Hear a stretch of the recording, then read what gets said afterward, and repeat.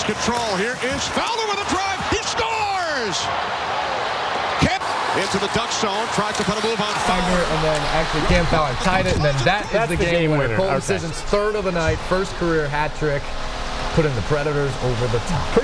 You know what's neat about this is you just listen to the crowd there. And welcome back to MorningLine. Steve Layman with us from News Channel 5 Sports. I mean, what's incredible to me is when I saw they lost, their two centers and the injuries and all this, I was like, gosh, are they that deep that they can bounce back, that resilient? And they did. And I don't know, it's got to be because they're a team. But I mean, now I'm not saying any of the players they lost are as good as, say, LeBron James. But if the Cavaliers lose LeBron James, they're done, okay? Yep.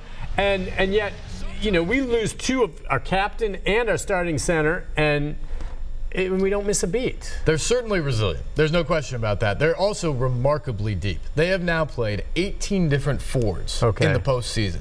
You have 4 lines of 3 is how every team will start any game. Okay. They've played 18 in mixed match pairs and they throughout brought the some up course from of the minor league team too, right? Those 18 are tied for the most of any team in the history of the Stanley Cup playoffs in terms of matching. So that's partly injuries, that's partly the depth of what they can do. But here's the real story of the depth. 16 different guys on their team have scored a goal in the postseason. 10 different guys have scored game winners in 12 wins in the postseason. It is just a remarkable showing of balance where a different guy each night steps up. Colton Sissons was benched midway through the year. He had a hat trick last night in the clinching game. The game winner on Saturday night in Game 5 was Panis Aberg, who played much of the season in Milwaukee. He was the leading goal scorer for the Admirals, the minor league hockey team. He really wasn't in the lineup in the postseason. He played 1 game until Kevin Fiala broke his leg in Game 1 against the Blues. He's been in the lineup ever since. He gets that goal on Saturday night to bring it back here to allow them to clinch on home ice. It's a different guy every night. It is a system that they all believe in, and you're right. It's not necessarily a superstar. We actually did, I think, a pretty cool piece last week before, I think it was Game 4, where we ran out to fans on the street ahead of the game, and we just said, who's your favorite Predator? We asked probably 10 people. I did not get the same answer twice. Really? Everybody had a different answer. It was P.K. Subban or Roman Josi or Ryan Ellis or Mike Fisher or Ryan Johansson or on down the list. Everybody had a different hero, a different star on this team, and I think that is why this team is in the position it is other than Pekka Rinne, who has basically been there every night of the playoffs with his brilliant form, someone else has stepped up each and every night. That's why they're in the Stanley Cup Final. Let's take a call. We finally have someone who's probably a Preds fan that's gotten up after someone the who set the alarm this morning. Hey, Anthony, good morning. Hey, how you doing? Good. What's on your mind, Anthony? Oh, man, I'm just rocking and rolling with the Preds. I've been here in Tennessee. I'm in the Robertson County area. And I'm a hockey player back in the old days. Oh, awesome. Nice. I'm a little older fella, but back in the days, that's what I used to do. And I'm from Chicago originally, but Mom and Dad retired here in Robertson County. And now I'm living in the Coopertown area, just a little bit outside Springfield, if you know where that is. Sure. Yeah. And we got a lot of Preds fans, man. We've been rocking it. We've been going every other night. Every time there's a Preds game, we have a little meeting. we all get together and we hope and celebrate. And we're hoping that the Cup, the Lord Stanley Cup, which is something that is really prestigious. Oh yeah. That will come to Nashville, and we're hoping and we're really positive about that. Listen, I'm with you, and I think it's great what you said you guys do. One of the cool things about this, just bringing people together. I mean, aside from the sport, there's people coming together, unlike him, that don't even really know that much about hockey, but just want to get behind the home team, which I just think is awesome. And then you start learning about it. Like I said, I've learned more about hockey in the past just 2 or 3 weeks as I've paid closer attention than in the 20 years prior. Hockey's a nuanced game. It takes a little while. It takes a while to watch it, to figure it out. Exactly. Yeah. And I'll tell you what, I've been to every arena that the Preds have been in on the road during this run. Chicago, St. Louis, Anaheim. Chicago fans very much used to this because they've won 3 cups in 7 years. They've been around. They've gone through all these playoff battles. They're great fans. The Preds kept them out of the building. They basically quieted the building with how they played there. Is that the first time that a number 1 seed's been swept by a number 8 seed? It is. I think It is the first time an 8 seed has swept a 1 seed in either the NHL or the NBA. Okay, that's a big how deal. Historic that was. Right, you forget that. But the Preds basically shut their fans down with how they played in that series. Which is great. St. Louis doesn't compare to the atmosphere what you have in Nashville. Anaheim's like on a different planet than what you have. I mean, we watch. I had more people come up to me and say we're watching the game, and there's all these empty seats in Anaheim. And I don't know, maybe that's the LA way, and they're just not into it. But you were there, right? What's it look like in there? Just they're into it. But there were empty seats. So I gave them a pass for game 1 because it was a Friday night that started at 6 p.m. local time.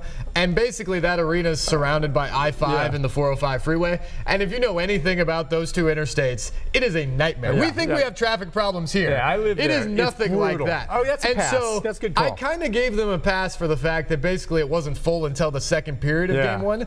And then I looked on Sunday in game 2, which was Sunday at 4 p.m., and it still wasn't full at the start. And I just thought, Predators, Bridgestone Arena for Predators games is full 30 minutes before puck drop. Right. Where are all you guys? You know, it's not like a revelation that traffic's bad out here. Figure it out and get there on time. It's not like they've been spoiled either. So, I mean, I don't know. Again, another indication. You see it firsthand. We've got the best fans. Let's go to Barbara. Barbara, good morning. Good morning. How are you guys? Hi, Barbara. Yeah? You hear me? Yeah, we got you. What's on your mind? Well, I was at the game last night. Oh, okay. Good. Lucky you.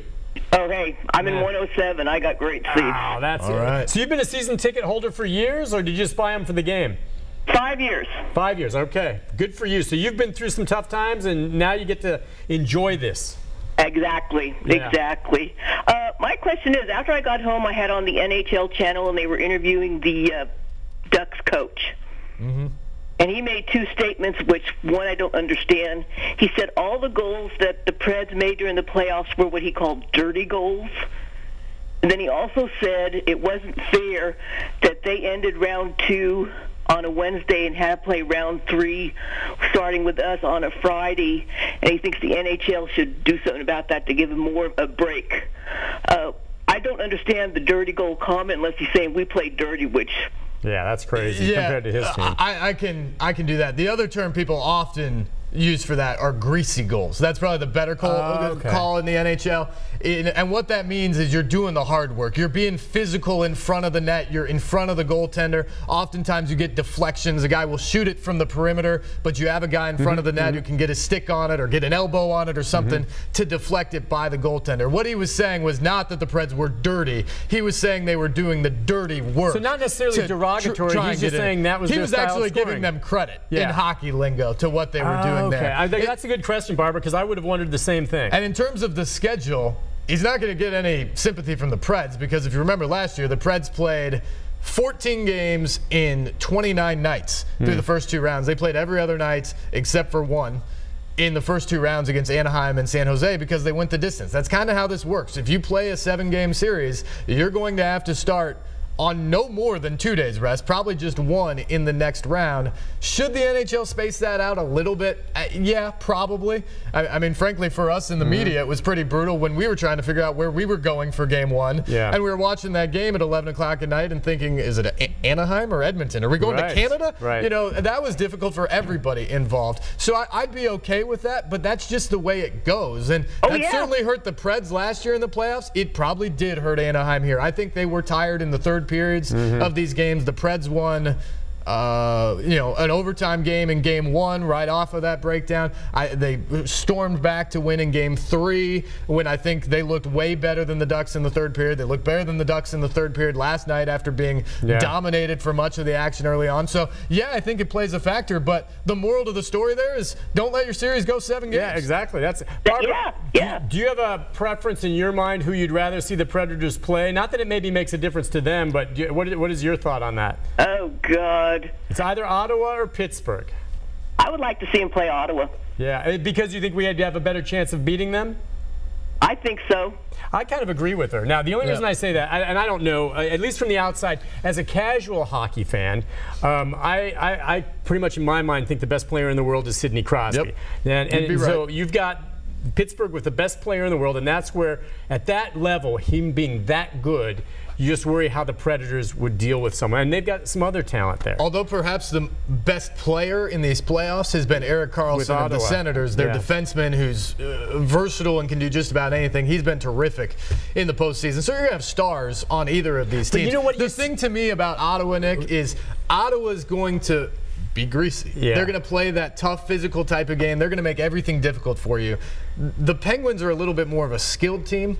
I'm not sure based off of the injuries which one the Preds want to play, but generally they can play them both. But I think in general, the Preds would rather skate and show their skill and not be in a fist fight like they were against the Ducks. That would be their preference. Their best series is what they did against the Blackhawks, which is a very skilled, not super physical team. Which is the kind of hockey. But the Preds can play both, so they'll be ready either way. That's the kind of hockey I like to watch. I mean, when I first really started getting into hockey was back when Edmonton and Wayne Gretzky. Fast and slick. Frankly, and I know some people watch it, the one thing that really turns me off about hockey, and others may disagree with me on this, but what really turns me off are the fights.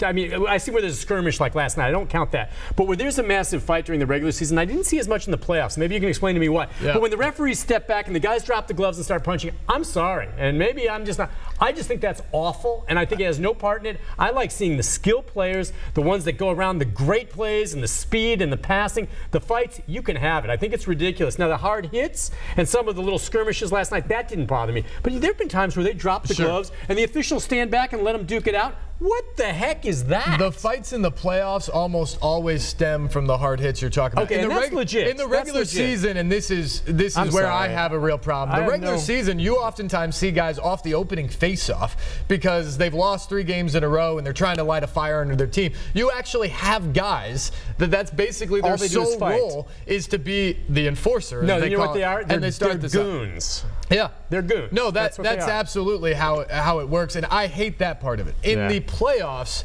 you get guys sticking up for people, and you don't see it much because you can't handle the penalties. You can't handle the penalty. You've got to make sure that if you're going to do it, the other guy's going with you, and it cancels out. And so guys are much more calculated and measured with those sort of things. But really, the only time you ever see it is if somebody messes with your goaltender.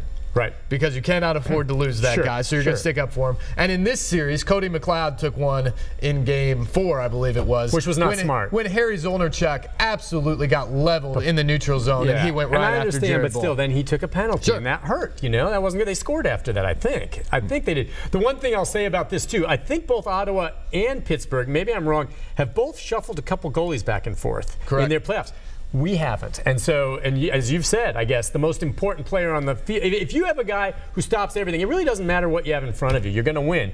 And he's playing better than any other goalie, so that gives us a big edge. I wrote when Johansson went down that the Preds, who were basically the most, and have been, the most consistent team in the playoffs, I wrote from that they're now an underdog regardless of who they would face in the Stanley Cup Final because of the injuries and not knowing exactly who's going to be out there. The one thing that changes that is Pekka Rinne, because the goaltender can will you over the top. And you're right. Frederik Andersen, who's largely been great for the Senators, he gave up, well, he didn't give up all 7 of them, but he gave up 5, I think, the other night before getting pulled in a 7-0 win. Marc-Andre Fleury came in for the Pens. He's been largely good, but he had a terrible Game 3. Now Matt Murray's in goal for them. So the goaltender issues on the other side will be something that will definitely be highlighted. Goalies, I just got the image of them going back to Patrick Waugh and Hasse. They're quirky, superstitious type of characters, and confidence is everything, and that's why I just hope Pekka, he's older now, sticks with it. But if he slips up, Preds are in big trouble. It hurts, and it can go away just like that. And that's what I worry about. Is if a weird fluky goal goes in, all of a sudden confidence wavers a little bit. But he's mature, he's older, and I think he's going to be fine. Listen, and just to a quick point of that last night, a big thing in this series was the injury to Ducks goalie John Gibson. After period 1 of Game 5, he leaves. Jonathan Bernier comes in. He was decent in Game 5, although the Preds got all 3 goals, or well, 2 of the 3 empty netter against him. But last night, in that game where the Ducks outshot the Preds 41-18, 4 of those shots against him went in the net. And so that was a very high percentage of shots he faced that actually went in. And what you saw is, while the Preds gave up a bunch of shots, and Pekka Rinne credit his defense for this, they didn't give up a lot of odd man rushes where they hung him out to dry in tough spots. They helped him out. The Preds had 2 or 3 2-on-1s or 3-on-2s where they got a great look And in the playoffs, you have to have your goaltender step up in that occasion. Pekka's done it time and time again. Yeah. Bernier stopped none of them. As we go to break, did we know Bernier was going to start? Did we find that out just before the game? It came when they hit the ice. The moment I saw that, I didn't know who Bernier was. I'm thinking, because I thought Gibson was pretty good. I think Preds going to win this. Gibson's a former because All-Star. I just didn't think that goalie would be up to it, and he wasn't. We'll take a break. We'll be back with, stay on your line if you'd like, Phil, Grady, and others. Barbara, Anthony, thanks for your calls. Go Preds. We'll be right back.